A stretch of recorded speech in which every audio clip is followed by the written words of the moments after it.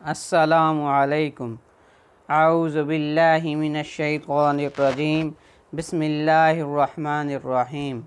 हज़रत हुसैन रज़ियल्लाहु ताला अन्हु ने बयान किया कि मैंने अपने वालिद हज़रत अली रज़ियल्लाहु ताला अन्हु से हज़ूर सल्लल्लाहु अलैहि वसल्लम के मकान तशरीफ़ ले जाने के हालात दरियाफ़्त किए तो उन्होंने फ़रमाया कि हज़ूर सल्लल्लाहु अलैहि वसल्लम को मकान जाने की अल्लाह की तरफ से इजाज़त थी और आप सल्लल्लाहु अलैहि वसल्लम मकान में तशरीफ़ रखने के वक़्त को 3 हिस्सों में तकसीम फरमाते थे। एक हिस्सा अल्लाह की इबादत में खर्च फरमाते यानी नमाज वगैरह पढ़ते थे। दूसरा हिस्सा घर वालों के अदाए हकूक़ में खर्च फरमाते, मसलन इनसे हंसना, बोलना, बात करना, इनके हालात मालूम करना। तीसरा हिस्सा ख़ास अपनी ज़रूरियात राहत व आराम के लिए रखते। फिर इस अपने वाले हिस्से को भी 2 हिस्सों पर अपने और लोगों के दरमियान तकसीम फरमा देते। इस तरह पर के खुसूसी हज़रात सहाबा कराम रज़ियल्लाहु अन्हुम अजमईन इस वक़्त में हाज़िर होते। इन ख़वास के ज़रिए से आपकी बात आवाम तक पहुँचती।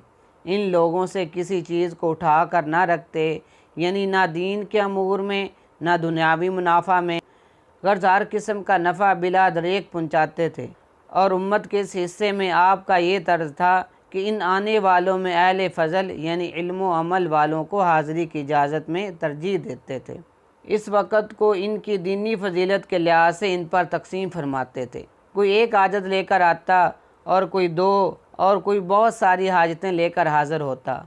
आप सल्लल्लाहु अलैहि वसल्लम उनकी हाजतें पूरी करने में लग जाते और उनको ऐसे अमूर में मशगूल फरमाते जो ख़ुद इनकी और तमाम उम्मत की इस्लाह के लिए मुफीद और कारआमद हो।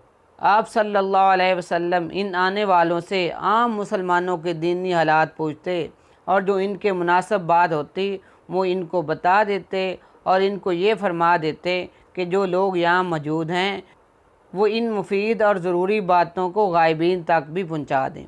और ये भी इरशाद फरमाते थे कि जो लोग किसी उज़र, पर्दा या दूरी या शर्म या रोब की वजह से मुझसे अपनी ज़रूरतों का इजहार नहीं कर सकते, तुम लोग इनकी ज़रूरतें मुझ तक पहुँचा दिया करो, इसलिए कि जो शख्स बादशाह तक किसी ऐसे शख्स की हाजत पहुँचाए जो ख़ुद नहीं पहुँचा सकता तो अल्लाह ताला क़यामत के दिन इस शख्स को साबित कदम रखेंगे। हज़ूर सल्लल्लाहु अलैहि वसल्लम की मजलिस में ज़रूरी और मुफीद बातों का तज़किरा होता था और ऐसे ही अमूर को हज़ूर सल्लल्लाहु अलैहि वसल्लम खुशी से सुनते थे। इसके अलावा लायानी और फजूल बातें सुनना गवारा नहीं करते थे। सहाबा कराम रज़ियल्लाहु अन्हुम अजमईन हज़ूर सल्लल्लाहु अलैहि वसल्लम की खिदमत में दीनी अमूर के तालिब बनकर हाज़िर होते थे और कुछ न कुछ चख कर ही वापस जाते थे। चखने से मुराद अमूर दीनिया का हासिल करना भी हो सकता है और किसी चीज़ का खाना भी मुराद हो सकता है। सहाबा रज़ियल्लाहु अन्हुम अजमईन हज़ूर सल्लल्लाहु अलैहि वसल्लम की मजलिस से हदायत और ख़बर की मशाल और रहनुमा बनकर निकलते थे।